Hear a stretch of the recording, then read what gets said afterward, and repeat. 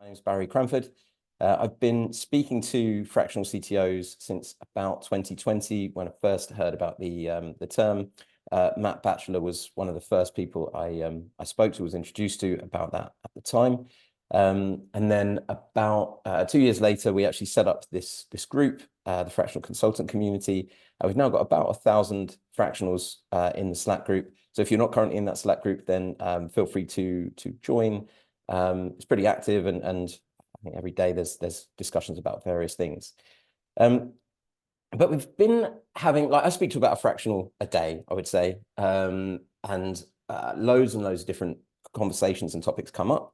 Initially, it was all very positive. Started hearing more positive and negative aspects of this, like a lot of people struggling to find projects or looking at the best way to finding projects, and then hearing other negative elements of the fractional role as well, from other people. And what happened with today, so we hear some people loving it, some people not so much. What happened today, I got chatting to Rob Bowley a couple of months ago, and Rob was extremely enthusiastic about it. I think he said he'd been doing it for under a year, but just absolutely really going well, and spoke with so much enthusiasm about it. I was like, man, I need to get some of this enthusiasm onto a panel and share some of that so that everyone can see the good parts and that sort of thing. So as I say, Matt is somebody that I was introduced initially to several years ago, and has always spoken highly about it and managed to carve a career of success in the space. Gemma, I've interviewed a couple of times on similar events and always been very highly recommended afterwards for insights and things. So it felt like a great bunch to get together today to dig a bit deeper into the role. So that's what we're here for. We've also found just recently, I'm starting to get more, so I work in recruitment, so we run a recruitment business. We're starting to get companies now approaching saying they're looking for fractionals, and curious, intrigued, but apprehensive about how the whole thing works. And so I feel like there is this trending thing where more and more people are looking into it. And so again, I wanted to answer some of their concerns, so some of the founders' concerns in terms of how does this work? How do you set it up for success, and make sure you get it right? So that's a brief introduction there. Rob, can I ask you to just say a few words to introduce yourself? Hi, everybody. Great to be here. Thanks for inviting me, Barry. Yes, so my name's Rob Bowley. I've been working in tech for about 24 or 25 years. Started as a software engineer back at the time of the dot-com boom. Fell into leadership roles about 14 years ago, been in CTO equivalent roles since then across a wide variety of startup scale-ups and some big organizations like the Co-op and Money Supermarket, and took the leap into fractional work or technology leadership consultancy about a year ago now. And so that's what brings me here today, based in Manchester. Really enjoying working with startups again. Superb. Thanks, Rob. Gemma, ask you to say a few bits. So yeah, I suppose I've been working as a fractional CTO for probably the last 3 or 4 years. Prior to that, and I suppose I'm getting on in total for nearly 20 years in technology trade, various roles. Started up front-end programming and then moved into kind of managerial positions, and I've done everything from kind of a new business to product to architecture, you name it, really. I've been overseas probably 15 years. I'm in the UK right now, so I'm probably more familiar with overseas markets than I am with the UK. I'm currently based in Cambridgeshire, but I really love what I do, actually. I really enjoy working with startups and scaling businesses. So yeah, I guess that's me. Fantastic. Thanks, Gemma. And Matt, can you finish the set? Yeah, of course. So it's really nice to see so many kind of friendly faces that I've spoken to. I've probably spoken to similar to you, Barry, probably about 200 interims or fractionals kind of wanting to get into the space. And actually kind of a lot of what we're going to say today, I think is probably going to resonate with a lot of people around around the room. So I've been a fractional now for just coming on for 9.5 years. The reason why I went fractional was really around the fact that I saw my time getting shorter and shorter in businesses. And actually, so I've done all of the roles. So I've gone all the way from university, coming out doing computer science and artificial intelligence, into doing development, architecture. Realized I wasn't going to be an excellent developer, but I knew that I could make the bridge between kind of the development and the commercial angle. And then after doing kind of roles at Booker Table, Chief Clients, etc., I realized I just wanted to have this portfolio career, but I had no idea of how to make that work. And actually, that's part of, I guess, what we're going to share today in terms of, how to kind of get, off the permanent ladder and into a successful kind of fractional role. Requires a whole lot of hard work, but, like Gemma and Rob, I'm really enjoying it. Great stuff. Thanks, Matt. Okay, let's dive in then. So first things first, I'm just going to set the scene for this and for a bunch of the other questions that will come up. So Rob, you're obviously just fresh into this over the last year. So what is the fractional role? Like, how do you introduce it? If there are founders listening today or listening afterwards, like what does a fractional CTO role actually mean, and what does someone do? Don't think this will be too unfamiliar to probably most of the people on the call, but for me, it's getting that experienced technology leadership, which is really valuable at any stage of an organization, but is unaffordable or unjustifiable in particular circumstances. So particularly with early stage or scaling startups, and there can be other circumstances where you've got a particular need. So for me, it's getting the value and the impact of that experience at a fraction of the cost, but getting all of the value, I would say. Okay, fantastic. And where does the role start and where does it stop? Like how much work would be expected from a fractional as part of that? Sorry, what do you mean by that? Could you maybe rephrase it? Sorry. Yeah. So again, for somebody that's considering bringing in a fractional, right? That doesn't, as you say, maybe can't afford to hire somebody permanent and full time. What might they be expecting that you will do for their business, a startup or something like that? Like what will you do and what won't you do as part of that? So I think Matt articulated this in a comment very well on the last post advertising this, which is you're getting a CTO. So it's everything that you would have in a CTO in any size of organization, effectively. So there really isn't much difference from that perspective. I would say it's less, I mean, you could have advisory positions. So I do have a few advisory positions, but when it's a fractional role, the sort of typical one, it is more into the execution and being hands-on as well, as you would expect of a technology leader in any organization, even if it was full-time. Yeah, and I sort of like building upon that. I think for me, like no engagement looks the same. So, and it all depends on whether the company is seed all the way up to an enterprise business, right? So typically when you're seed, you want that kind of you want that experience of a person, but actually in some cases you can't afford kind of a person full time. But what you want is the ability to kind of reach out to them at any point in time, right, and actually talk to them about a particular problem or challenge you're facing. When you get more into the enterprise side, it's typically focused on a particular like growth issue or scale issue, and your experience there is really around kind of allowing people to kind of sort of circumvent the potholes, and actually it's kind of quite a short, sharp punch. I guess the other thing I'd say is you can either have line management or not. I choose not to have line management into me purely because of IR35. And also, actually, I find I get to do my job better if I'm more independent and unbiased from the management cycle. Okay, fantastic. Thanks, Rob. Thanks, Matt. So then let's talk about the benefits of choosing a fractional CTO again for maybe companies at the seed or enterprise level or at Series A. At any kind of point, how do you see the benefits of why somebody should choose a fractional over a full-time person? Gemma, sorry, I'll come to you on that. So I mean, again, it depends on the context of the business, but I think in terms of what value you bring, you're seeing a lot of you've got a condensed time frame for seeing a lot of very similar issues across lots of different types of organisations. So as soon as you're coming into an organisation, you need to be able to make quite a fast assessment, right? In order that you can best serve whatever issue that it is that you were engaged really to resolve or help them move forward. So I think in that sense, you bring quite a lot of value in a very kind of short space of time. I made a comment recently about feeling like I'd kind of condensed 20 years of experience into about a few months or years, and that's because there aren't really very many professional scenarios where you're going to be darting between different businesses and see those kind of problems and scenarios cropping up again and again.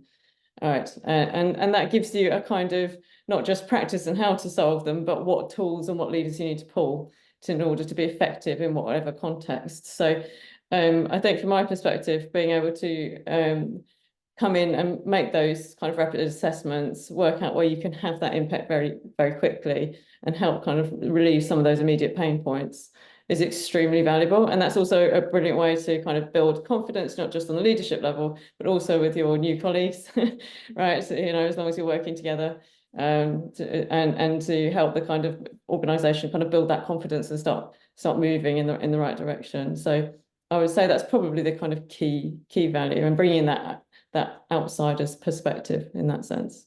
I think Matt's comment about that kind of advisory kind of position and not taking on line management, that's something that I'm certainly very I'm completely aligned with, actually. And IR35 is obviously one motivating factor, but to not be involved in the politics and of the kind of line management, and to be able to just come in and help, tactically solve issues and be able to do that quite quickly and effectively is very important in a lot of the scenarios that you're engaged. So I think, in that sense, you're kind of an important pacifier and painkiller in those sort of growth stages that some organisations face.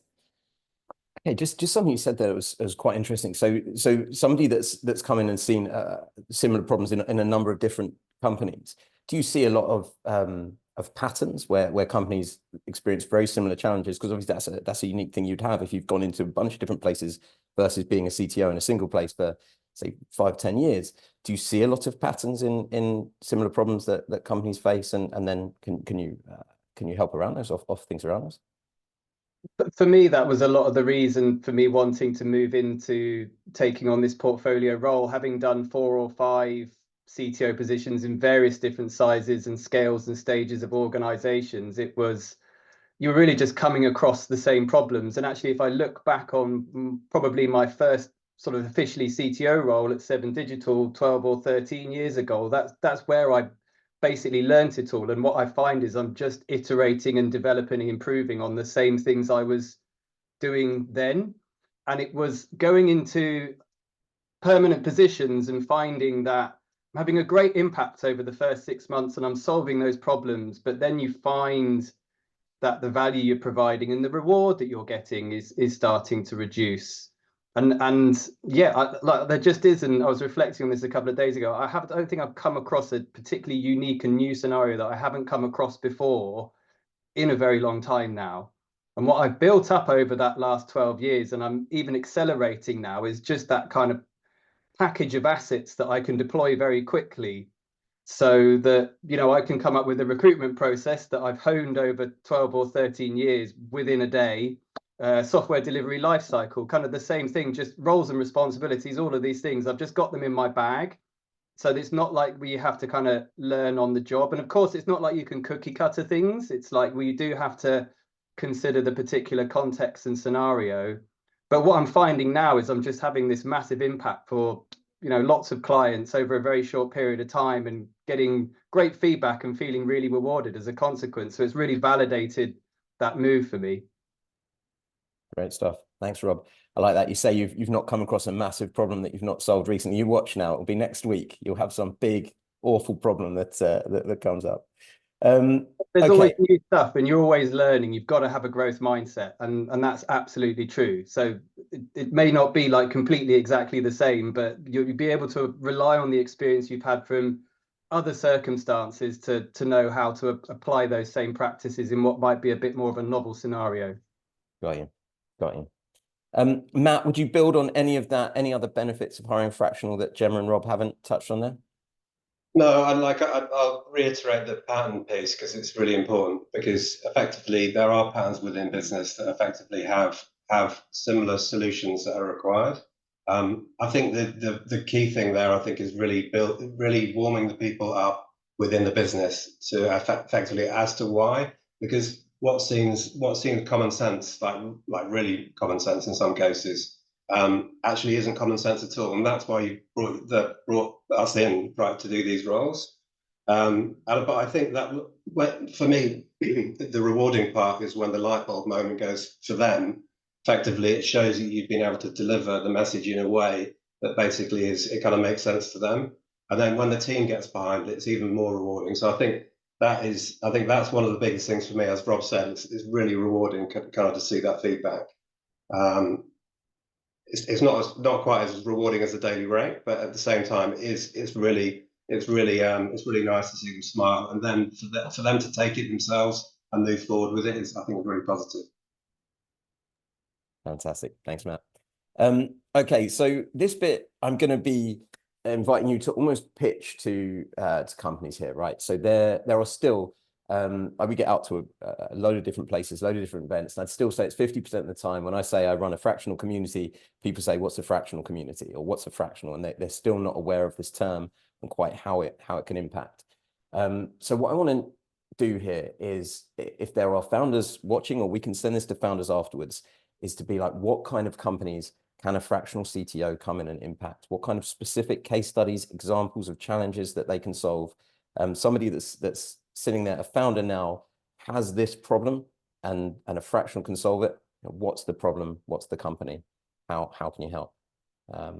Matt, I'll come to you first, I think, on that as the most experienced one here.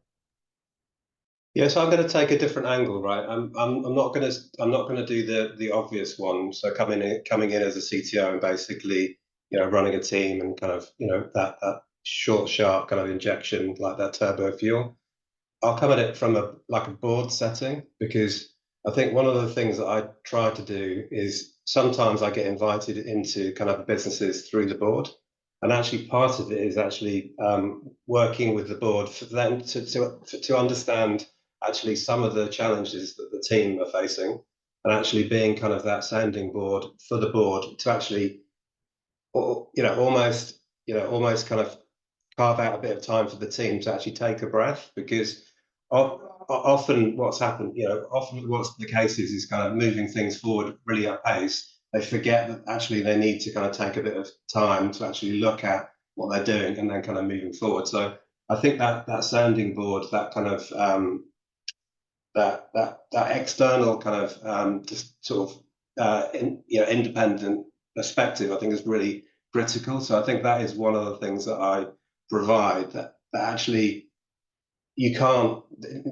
nothing exists like that apart from like an advisor or like an independent. You can't get that from the CTO within the business, because effectively they've kind of almost become native, right? So they've been part of the business, and therefore they can't be objective. And effectively, unfortunately, too often I get brought into businesses to effectively amplify the voice of the CTO within the business, to basically exactly say what they're saying, but in a different way. And then, the board is like, yeah, absolutely on board.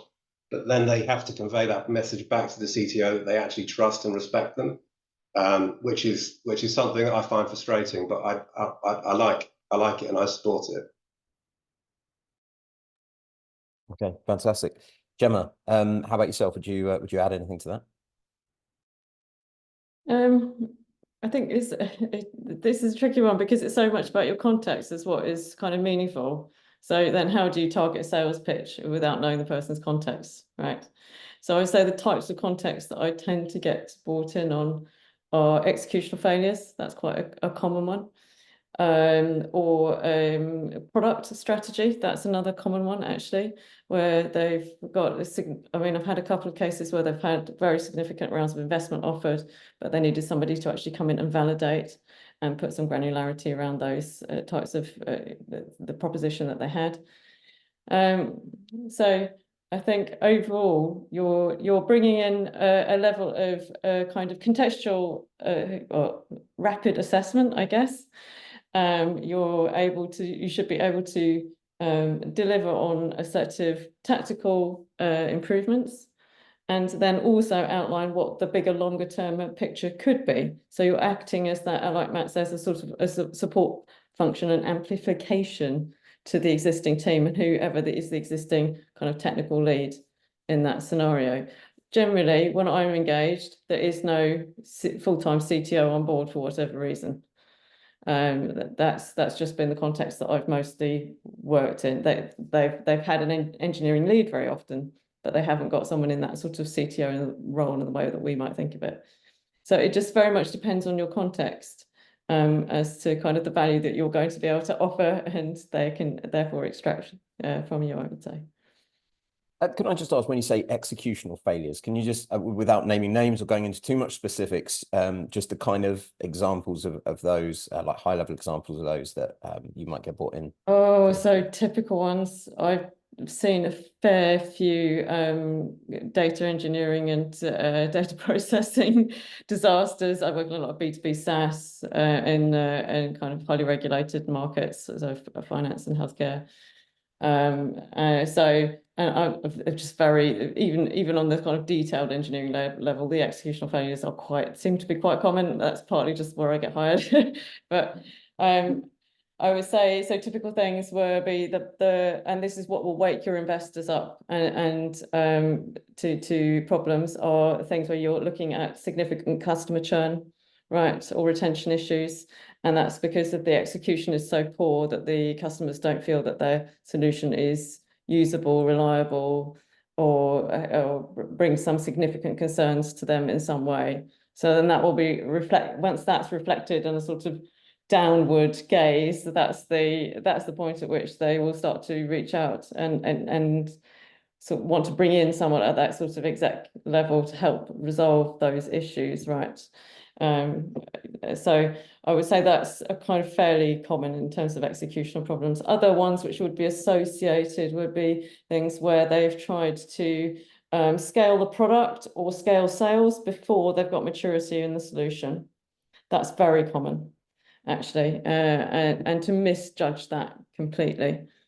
Or failed previous kind of strategies which have led to an execution which didn't deliver on the scale or expectations of the customer. That's another one. So I would say anything within that range are sort of typical scenarios and typical early scaling, to be honest, types of problems, to be honest. Yeah. Perfect. Okay. Rob, anything further that you'd add to what Matt and Gemma have said there? Agree with a lot of what both of them said. I think for me, the interesting thing I find is they have problems, and typically, as any experienced technology person will be familiar with, these are all exposed at the point of delivery. So where they're looking at is, well, the engineering team's not working. There's all these bugs. We're never delivering.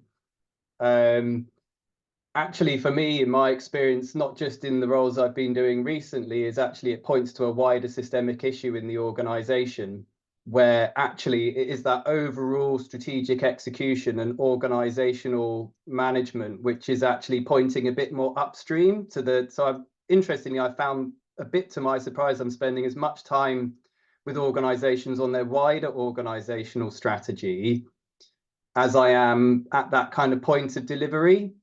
So they might think it's the engineering team or those other areas, but actually spending a lot of time developing their strategies for them and how you communicate those strategies, and then how you look at that wider organizational design and structure to make sure that things are getting more effective than just looking at, you know, the code quality or the build processes or the team talent density and things like that.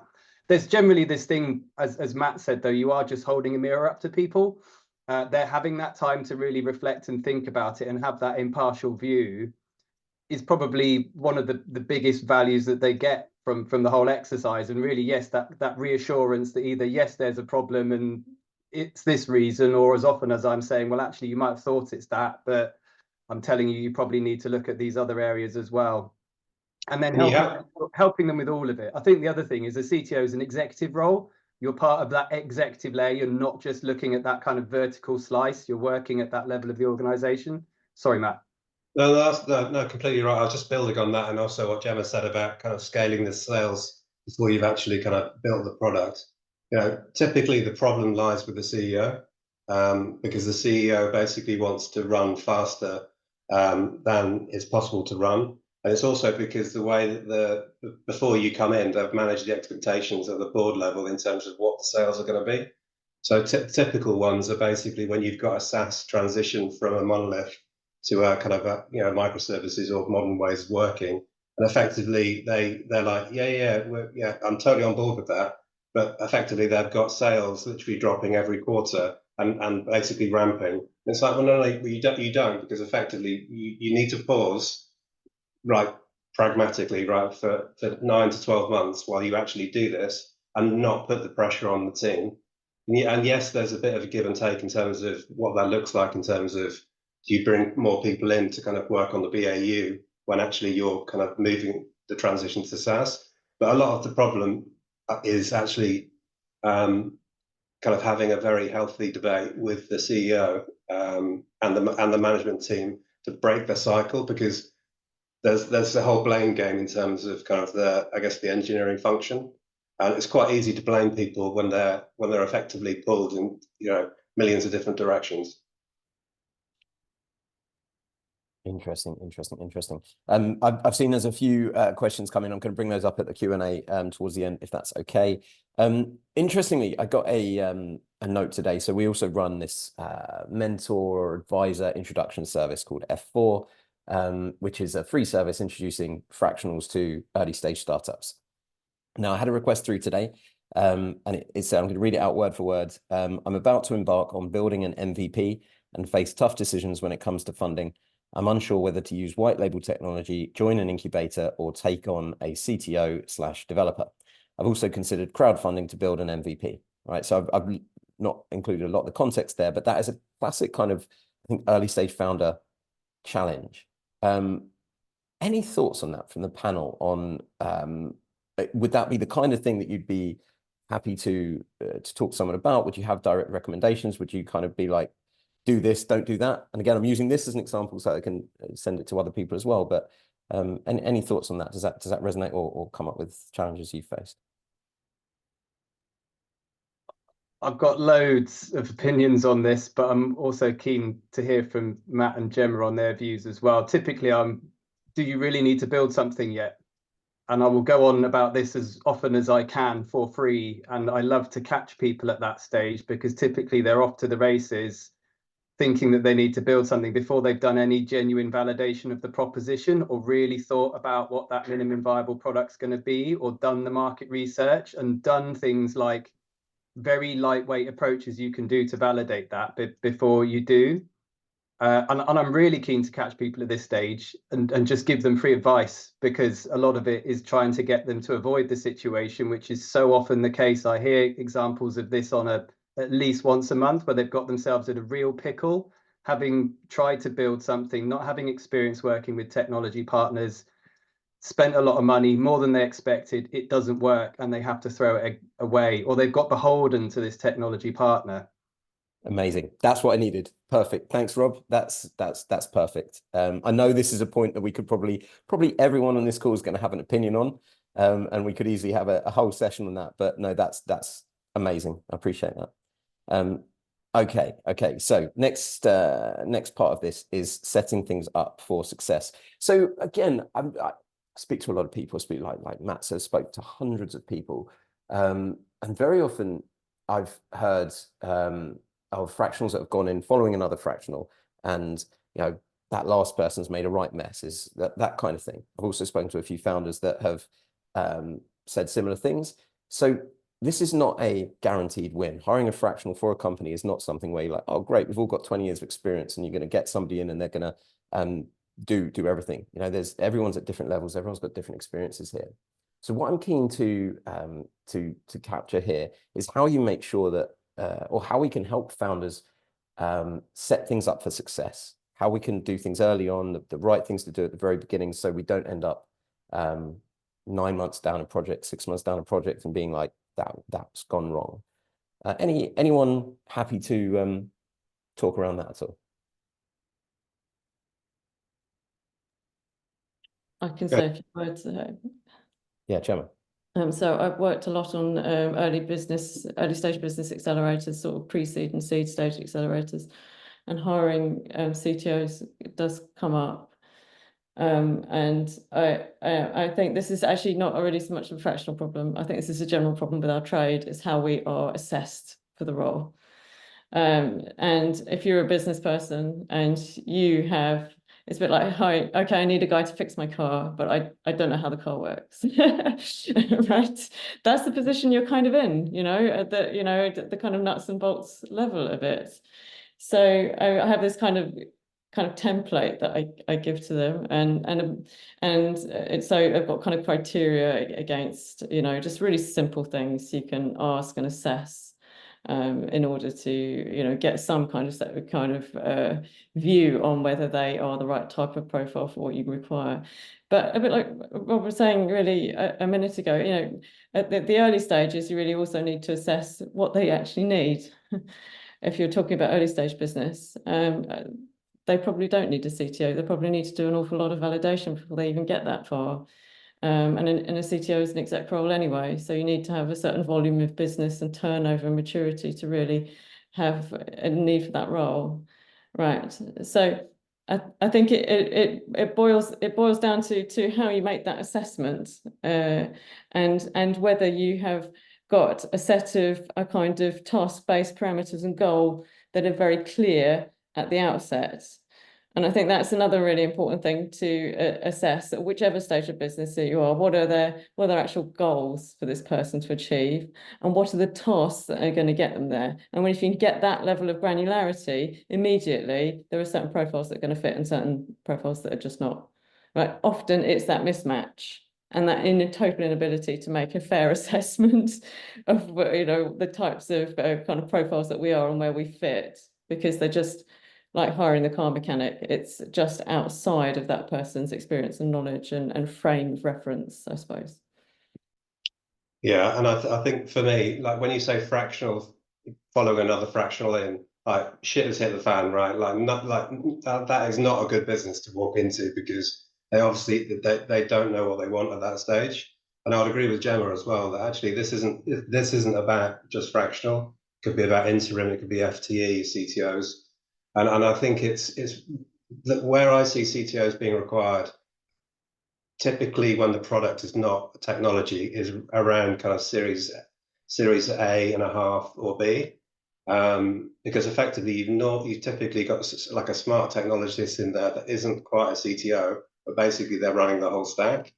It's more important to have a CTO kind of running the show when you have a technology-based product, and that is the heart of the product. But it's quite interesting, I think, in terms of that it's when typically boards or funds will encourage you at some point to kind of to start looking at having a CTO. So it's quite interesting around the kind of timing. Chris, do you have a question? Yeah, no, I just wanted to just echo some of the comments a bit before about how, like, I think a lot of the fractional CTOs are also providing like advisory services. So in terms of sort of like a small organization, in terms of evaluating, what is the right CTO to bring in, probably a good way is to bring them on as an advisor to begin with, I guess, in a more of a lightweight capacity, to see, kind of what they can offer the business, just because, rather than maybe committing, and also to see whether you've got a good relationship. So I think that's a very good point, because a lot of what I do certainly is either due diligence, advisory, etc., and they typically then kind of break into other things or other engagements. So there's like mentoring, there's actually execution of the observations that you've seen. But it's a kind of good to get to know you session. and actually learn about the business. And also, quite fundamentally, one of the reasons why I went independent and fractional was because I didn't want to work for companies that I didn't want to work with. Because I think over time you get, well, certainly as I'm heading towards 50, I'm certainly a grumpy old man, right? And I basically like the companies that I work with, and those companies are very few and far between, right? But some I refuse to work with, obviously in a very professional way. But certainly it's, getting to know companies before you actually kind of commit to, to do an engagement, I think is really important. Thanks, Matt. Thanks, Chris. Thanks, Gemma.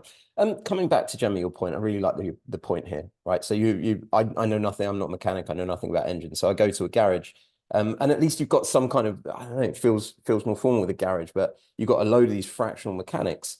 How do you know which one to choose? Like if you're the car owner, like I know you said there about, what are the goals, what are the tasks, and getting to that level of granularity. But how do you, as a founder, like the founder I referenced earlier, how would they, what could they do? What safety measures could they implement to make sure to give it the best chance of success of getting the right fractional in and that kind of thing? And any more thoughts and advice that we could offer on that? Make lots of them, I think, is my advice. You shouldn't just meet one, and you should also seek recommendations from like-minded individuals. And actually people that are in the sector. So, and, spend some time with them, spend some time online with them, spend some time in person with them, describe the problem. And I think you probably need to see 3 to 4 individuals to actually kind of get a sense, but you'll get that instant chemistry of someone that gets the problem that you're facing. And likes the way that they kind of come across, and actually you can see yourself working with them. That's certainly my view. Gemma? I think that's quite right, and that certainly resonates with me. But I think it's also a bit dependent on your context. And I think what I've seen is that really basic things that we would think within our own kind of professional knowledge area kind of obvious are, just not something that somebody without that kind of frame of reference is going to even think of.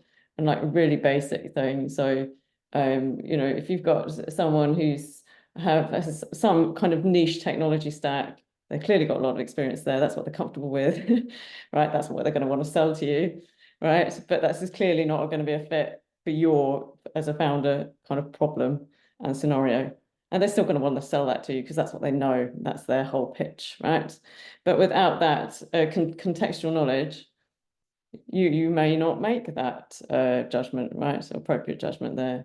Right. So I think there's some really basic things in terms of those parameters that when you're thinking about hiring and those tasks and those fulfilling those tasks and those objectives that may just seem spectacularly obvious to us, which actually are not very obvious to your regular kind of business leader in actual fact. So actually having a set of kind of parameters around these things. So are they working mostly with kind of technology stacks which are common to the industry sector that I'm selling to, for example, right? That is a really obvious one.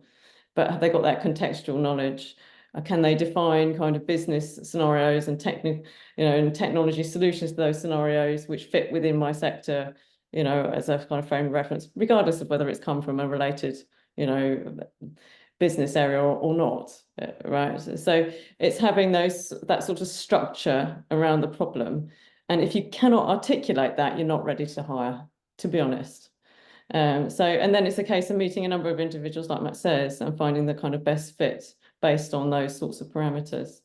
But you have to have those parameters first, or you're not mature in any scenario, early or late or whatever it is, because you're not going to be able to find the right fit, right, without that frame of reference. If I'm going to get my Mazda car fixed, then I want a Mazda trained engineer. It's not really rocket science, but it does kind of boil down to that, really, right? And it's not too hard, it's not too onerous to really put that down on paper and have something that's sort of tangible to work from in that sense. Fantastic. Thanks, Gemma. Rob, anything at all that you'd build on that before we move on? Probably less so from the the potential person looking to hire side, but something I do that I feel quite works well is I decouple the assessment and discovery phase that I do from any ongoing engagement. So it gives an opportunity for founders or CEOs to do a bit of try before you buy. And part of that is, well, if they like my recommendations, great, then there's a great opportunity to go forward and execute against them. If they don't or they disagree, it's kind of fine, but hopefully I've left them something valuable either way. Awesome. Okay, brilliant. And I'm going to assume here, if we do have founders watching this either now or afterwards, that you'd all be welcome for them to have a chat with you. And if they were like, I'm thinking about hiring this CTO, could you have a chat with them, or would you assess them or anything like that? I assume you'd offer that as some kind of paid. I'm getting some nods. Okay, I'll take that as a yes. But yeah, cool. Okay, bro. So any potential pitfalls in taking on projects, anything that you've seen go wrong, or anything like that that you could share? Again, just sort of a few minutes here, just on anything for any of the CTOs watching or founders, anything that you've seen go wrong on projects. So I won't name the business, but I think it's a common thing, unfortunately, that I've come across. So a lot of time the CEO will make a decision in terms of bringing someone in, and there's two things that could go wrong here. One is that they haven't actually talked to the wider team. And actually, particularly the CTO, if you have a CTO in the business, so effectively that's an instant car crash when it comes to actually getting them on side. You have to work like a million times harder, and actually they always are quite suspicious in terms of your motives. Second one is the CEO basically approves the hire, and actually it has involved everyone apart from the board, and effectively kind of signs off an amount based on kind of like an approved limit, and then you kind of come in and do the work. The board finds out about the appointment, and then effectively you find your way outside of the business quite quickly. That's probably an extreme one, but I'm just saying, like, it's certainly a pitfall I've seen over the last couple of years.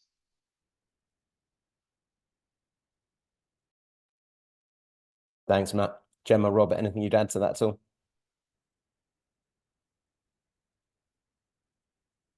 I've not been doing it long enough. Luckily, I've been okay so far. So probably Gemma's probably had more experience than me. I would say politics is a good one. So that was a good one to bring up, I think, because often there's particular kind of motivations from individual board members, right? And they will have their kind of favourite candidates and certain politics that you've got to kind of fit within, really. So being sensitive to those things is quite important.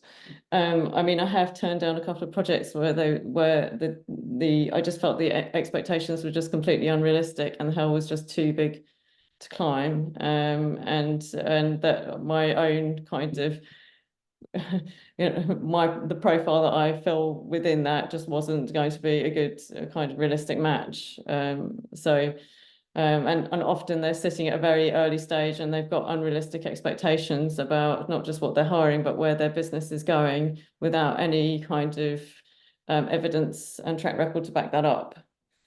So those sorts of scenarios I've turned down, and one actually came back and was an engagement after 12 months later, because they actually managed to resolve some of the issues that they had and had built up some maturity enough to make that a useful proposition to help them move forward. So sometimes these things, it can be worth it. Don't burn your bridges, because also we are part of a wider community, right? And not just in our own local markets, but internationally as well. And I've spent many years in Scandinavia, where realistically they're small markets, everybody knows everybody. So you also have to think a bit in terms of when you're negotiating work, or maybe turning something down, or thinking something that is not really appropriate for you or your type of profile and role, that actually, this is not just a conversation you're having with this other person. This is something that might actually be kind of considered more widely than that, right? So there's also that to consider. Yeah, that's super important. Yeah, that's a super important point. Like, always be professional, like in terms of the way you put things across, and the expectation management in terms of one day a week or one day a month haven't got the ability to affect or impact as much change as you would expect. But in some cases, companies want you to have that impact, but actually don't allow you enough time, or actually they can't afford enough time. So in some cases, it's a fine balance as well, because like, I really enjoy kind of working with customers when they need things doing, and actually I'm more than happy to kind of put in an extra few hours, or in some cases a day, kind of extra a month or whatever it might be. But actually, if it's continually at that level, you need to respectfully kind of go back on both sides to say, actually the value I'm adding is actually greater than you're kind of remunerating me for. Again, it's quite a judgment call, and I would probably do that after a couple of months rather than after a week. But actually, it's in some cases, with some of the longer or interim things I've done, actually, that people have valued me coming back and saying, actually, I have time and ability to execute on some of the things that you've asked me to do, and I can see that there's really value add here, but only if you want to kind of approve some additional time. And then 9 times out of 10, they'll come back and say, yeah, 100%, let's go, let's continue that momentum. Because I think one of the things that Fractional does, it really lights kind of the blue touch paper in terms of actually making things like move very fast, because often fractionals have been weighted on to actually provide the independent view that actually is the right thing to kind of move forward on. So it's that expectation management is really important. Fantastic. Thanks, team. Right, I'm going to stop the recording, and then we're going to go for Q&A. They'll be unrecorded, so safe space. Feel free to ask anything you need to ask. So let me just stop that here.